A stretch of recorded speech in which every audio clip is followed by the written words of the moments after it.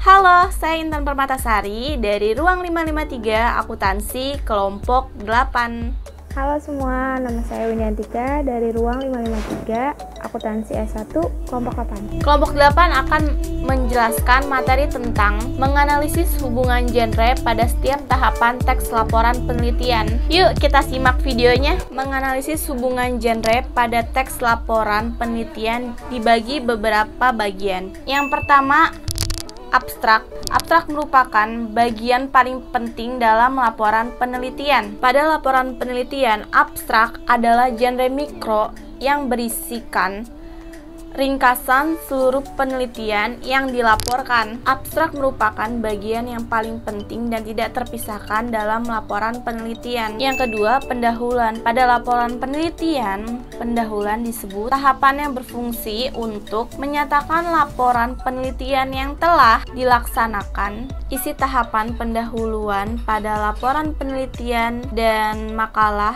intinya sama saja, tidak ada perbedaannya. Yang C, landasan teori dan tinjauan pustaka. Tahapan landasan teori dan tinjauan pustaka memiliki dua hal yang berbeda. Yang pertama adalah landasan teori yang berfungsi untuk menyampaikan landasan teori yang digunakan untuk memecahkan masalah yang diteliti. Dan yang kedua adalah tinjauan pustaka yang berfungsi untuk menyatakan perbandingan antara penelitian yang dilaporkan itu dan penelitian-penelitian sebelumnya. Pada dasarnya, tahapan landasan teori dan tinjauan pustaka dalam laporan penelitian dan proposal penelitian itu sama saja, terutama untuk subtahapan tinjauan pustaka. Formulasi bahasa pada tinjauan teori dan tinjauan pustaka sama dengan formulasi bahasa pada teks ulasan buku, terutama pada tahapan tafsiran isi dan tahapan evaluasi. Yang D,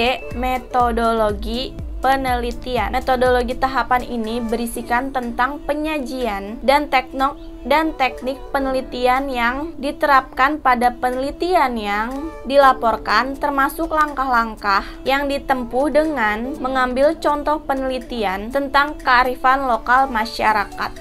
Hasil penelitian dan pembahasan. Ada dua tipe dalam penulisan hasil penelitian dan pembahasan. Yang pertama dijadikan satu bab, yang kedua dijadikan dua bab. Contohnya ada di sini ya. Ada dua genre yang digunakan dalam hasil penelitian dan pembahasan. Yang pertama, deskripsi dan laporan. Yang kedua, diskusi atau eksplanasi. Tahu kan eksplanasi?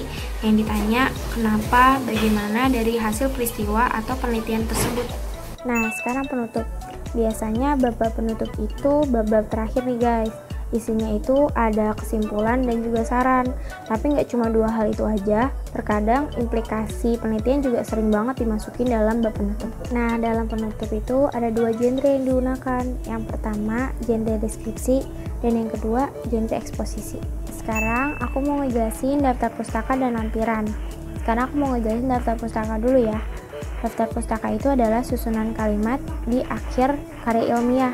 Biasanya itu tulisannya ada nama penulisnya, terus judul si bukunya, terus penerbitnya siapa, terus tahun penerbitnya. Biasanya sih kayak gitu guys. Biasanya sumber-sumber dari daftar pustaka itu kayak buku, terus tulisan ilmiah atau jurnal, ataupun website, ataupun yang lainnya yang digunakan sebagai acuan dari si laporan penelitian itu. Sekarang lampirannya. Nah, lampiran itu merupakan materi pendukung atau gambaran-gambaran yang sudah peneliti itu teliti. Contohnya kayak gambar apa yang sudah mereka abadikan dalam hasil penelitiannya.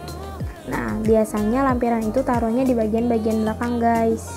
Oke, sekarang kesimpulan. Dari teman-teman bisa lihat, teman-teman tuh bisa menarik kesimpulan kalau hasil penelitian itu dijalankan setelah penelitian itu diteliti. Jadi kalian neliti dulu baru kalian nulis penelitian. Tapi itu juga berdasarkan desain proposal yang sudah kalian buat ya guys.